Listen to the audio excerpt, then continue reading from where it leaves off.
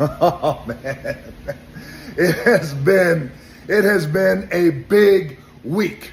It's been a big week in the world of professional wrestling. It has been a big week in the world of the WWE. It has been a big week in the world of The Rock, in the world of the People's Champion, in the world of the Great One, and in the world of the most electrifying man walking God's green earth, Daddy. It has been that kind of week. And to quote the legend, one of The Rock's heroes, what's causing all of this? Woo! It's been that kind of exciting week. Pro wrestling is exciting once again. It's been decades. Pro wrestling is cool once again. It's been decades. Pro wrestling is undeniably exciting once again. It's unpredictable, it's disruptive because of one man, and that is The Rock. Because The Rock came into pro wrestling, came back to pro wrestling, a business that The Rock loves, an industry that The Rock was born into, took professional wrestling, turned it on its head, disrupted the shit out of it, and it will never ever be the same again. And it feels good. It feels so damn good. And whether you like The Rock or you don't like The Rock, it doesn't matter because it feels good. Pro wrestling is back on top. It feels good. But you know what? Here's the thing. You know what doesn't feel good? Well, The Rock will tell you what doesn't feel good. What doesn't feel good is all the bullshit that The Rock has got to deal with. All the bullshit that the People's Champion has got to deal with. All the Cody crybabies out there still running their mouths that The Rock has got to deal with. All the jabronis in the locker room still running their mealy mouths that The Rock has still got to deal with. Cody crybabies. Take a look. You know who is my favorite wrestler right now? It's Cody Rhodes. Do you know who I hate and I fucking despise in this moment? It's Dwayne Johnson, member of the board of directors of TKO. I hate that man right now in this moment. Not as a person, right now, obviously, but as a wrestling fan watching the product. The person I want to boo, the person I hate the most is Dwayne Johnson, board of directors of the WWE and TKO. That's who I am angry at right now because I am looking at the board of director that came in, used his power to take this opportunity away from Cody and put himself in the main event at WrestleMania 40. That's how I look at it right now. So you see, this is the level of absurdity and bullshit that The Rock has got to deal with. The Rock doesn't know who that guy is, but he knows what he is, and that's a goof, an idiot, another pro wrestling Cody crybaby jack-off idiot who thinks he knows everything but doesn't know shit. The guy is sitting in his basement with a bathrobe and a Cody Rhodes t-shirt on. And he's talking about how much he hates The Rock. You don't give that guy a podcast, you give him a straitjacket. How much he hates The Rock. You hate The Rock, you hate The Rock. It has nothing to do with the board. The Rock will get to that in a second. It has everything to do with common sense, you idiot, you goof, and to all the Cody crybabies who are grown-ass men who think you know it all when you don't know shit. You listen up to The Rock right now. It has nothing to do with the board. It has nothing to do with the fact that The Rock owns everything as it relates to The Rock, the People's Champion, full ownership, which means The Rock is the boss. It has nothing to do with that. It has to do with common sense. Let The Rock drop some gospel on you. Here's the common sense. When Roman Reigns, years ago, dropped the words, head of the table, those words were specifically and solely set up and created so one day Roman Reigns, the champion of the WWE, would come face to face with his cousin, The Rock, the People's Champion, and together, combined, they will make the biggest WrestleMania of all time. The biggest match of all time. The biggest match in the history of professional wrestling. When Roman Reigns said those words, that's why he said it. Because that is Roman Reigns' story. That is The Rock's story.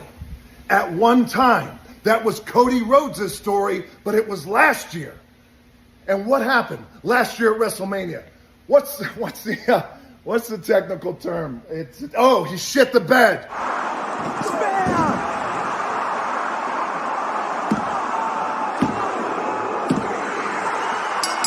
That's what happened.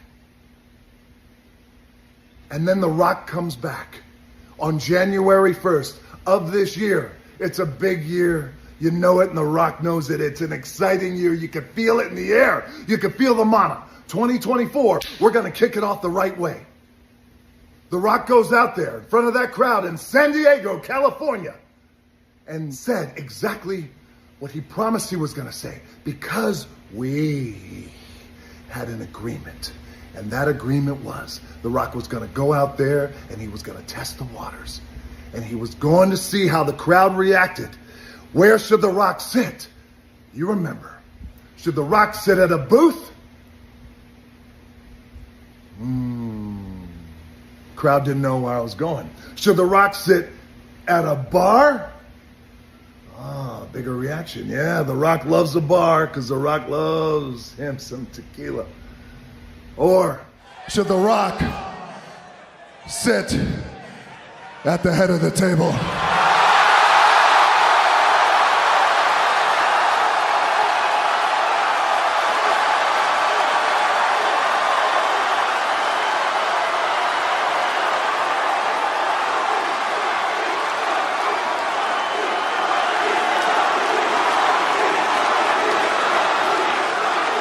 The crowd that night exploded.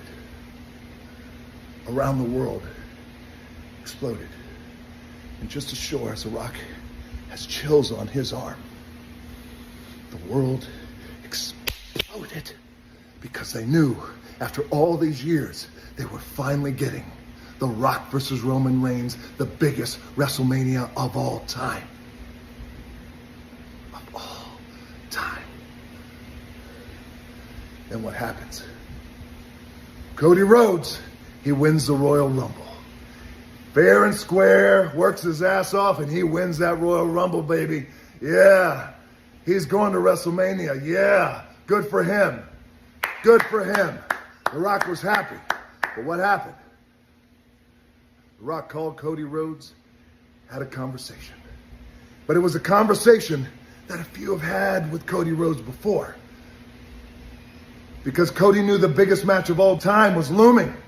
The Rock talked to Cody and said, Cody, you know, you love this business. The Rock loves this business. You were born into this business. The Rock was born into this business. Roman Reigns was born into this business. The three of us born into this business. You know, Cody, you got the biggest WrestleMania main event of all time.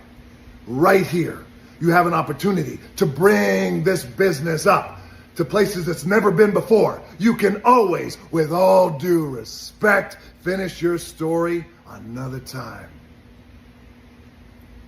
You agreed. You agreed. Rocket stings. But I agree. It stings. But I'm a team player. It stings. But I want what's best for the business. Good man. Good man. And then what happened? In Birmingham, Alabama, a city we selected because of its rich history, and we knew we were going to make history.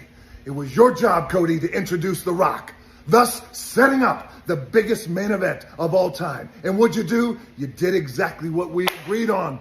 Brother, you introduced The Rock, and that place went crazy. And The Rock came out. And he dapped you up, he pulled you in and gave you a big hug. And I whispered something in your ear.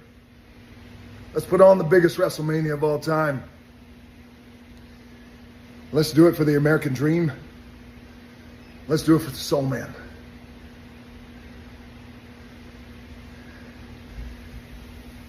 And I gave you a hug, you hugged The Rock back. And what'd you do, Cody? You walked out of that ring on live TV, and you turned back and you looked at The Rock. And instead of looking at The Rock saying, yeah, go get him, let's make history. Instead of that, what'd you do? You gave The Rock a look. And it's the same look you gave the world, like The Rock went out and ran over your goofy ass dog. That's the look you gave. Like The Rock ran over your goofy ass dog.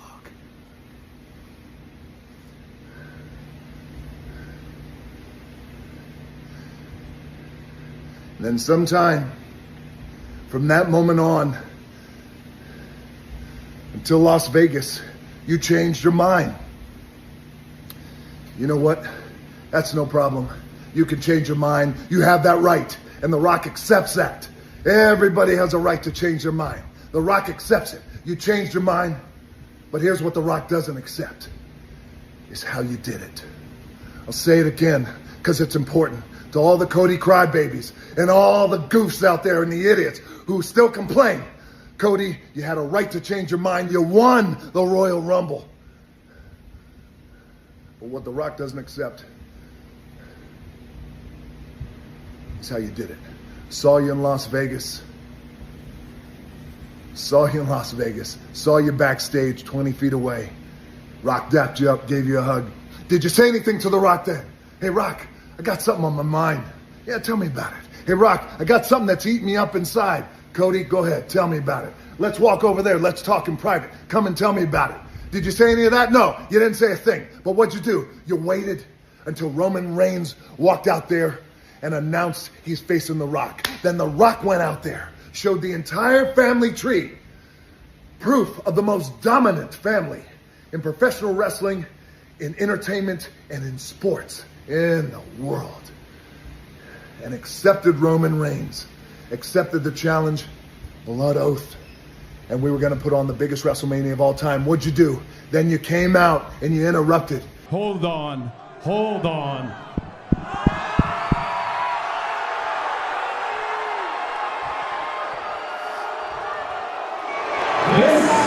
This right here is bullshit.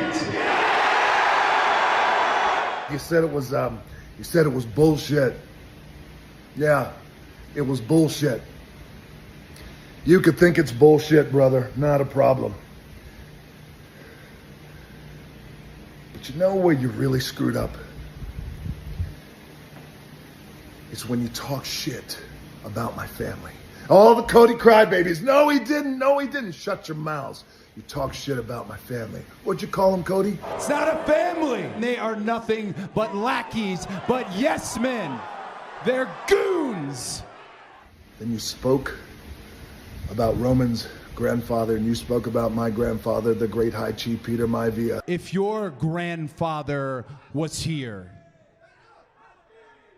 if the High Chief, his grandfather, was here, they'd be ashamed of you. I did to you, Cody Rhodes, in that moment what I would do to you 1,000,000 times, which is slap the taste right out of your mouth.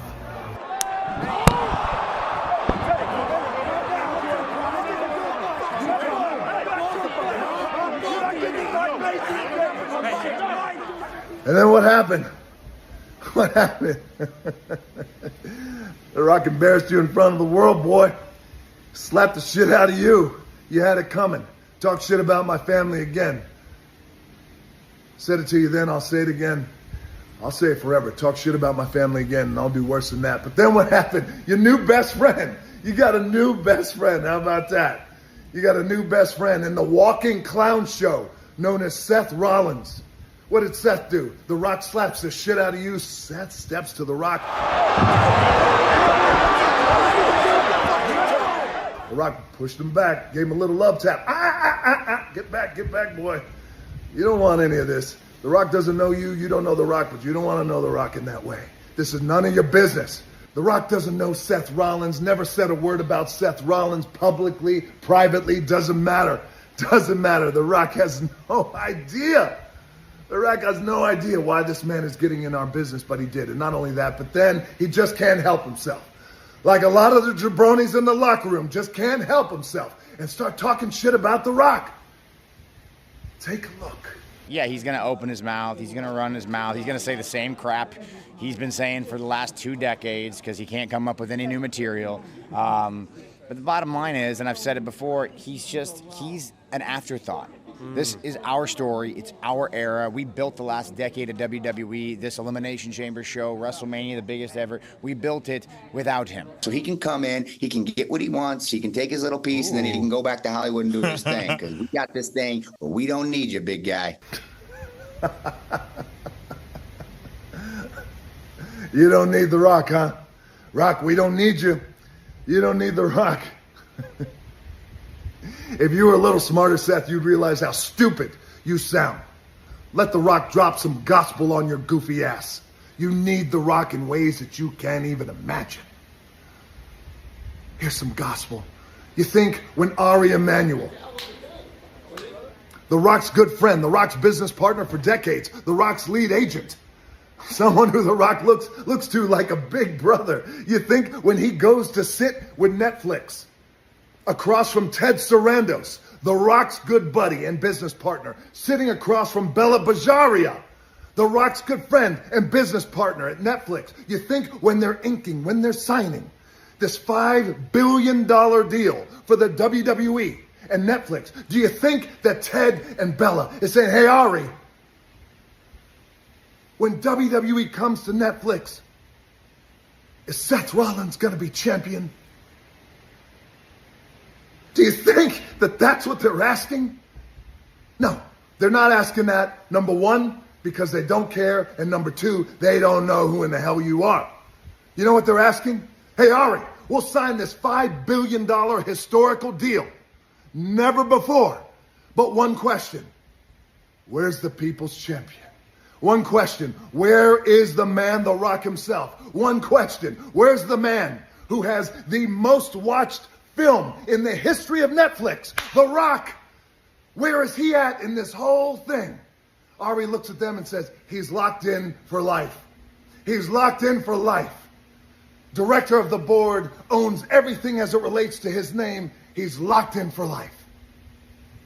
Signed $5 billion. So Seth Rollins, you understand now how much you need The Rock? Uh-huh. You understand now, right, boy? And you keep running your mouth. You keep running your mouth, Rock. You find some new material, Rock. Find some new material. Is that right? Okay, well, The Rock has some new material for you. How about this? Here's some new material for you, Seth Rollins. How about this? The Rock sits at the top.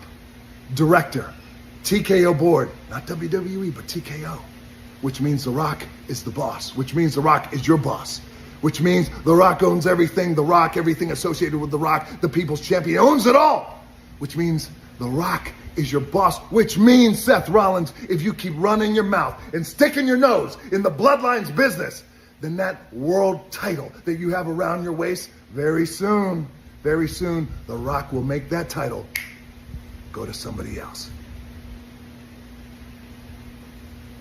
Read between the lines. Yes, The Rock just blurred it. Keep running your mouth, sticking your nose in the Bloodlines business. This is between The Rock and it is between Roman Reigns and Cody Rhodes. That's it. Stick your nose where it doesn't belong. The Rock guarantees you. And The Rock has built a career on doing everything he has said he's going to do.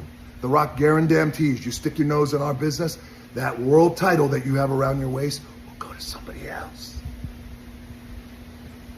It will go to somebody else. And there's two things you could do about it, Seth. Nothing and like it. You keep sticking your nose in our business. The Rock and Roman Reigns are going to beat your goofy ass right back to the circus with the rest of the clowns.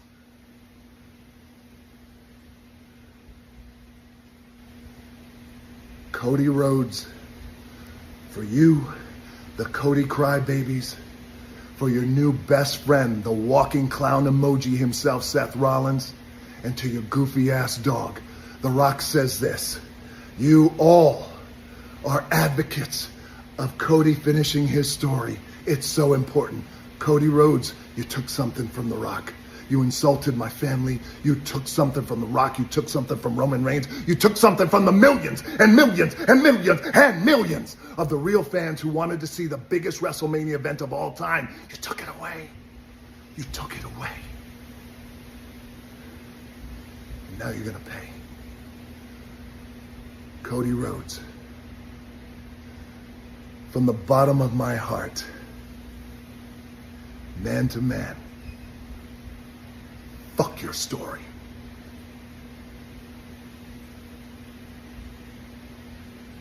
Glendale, Arizona, greatness is coming. Friday Night Live, SmackDown. Dallas, Texas, greatness is coming. You are on deck, March 8th. Greatness is coming.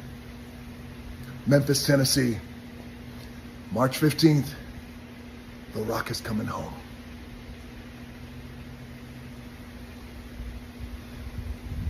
If you smell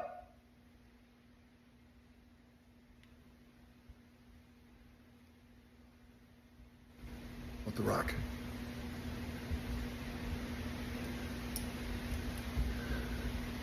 is cooking.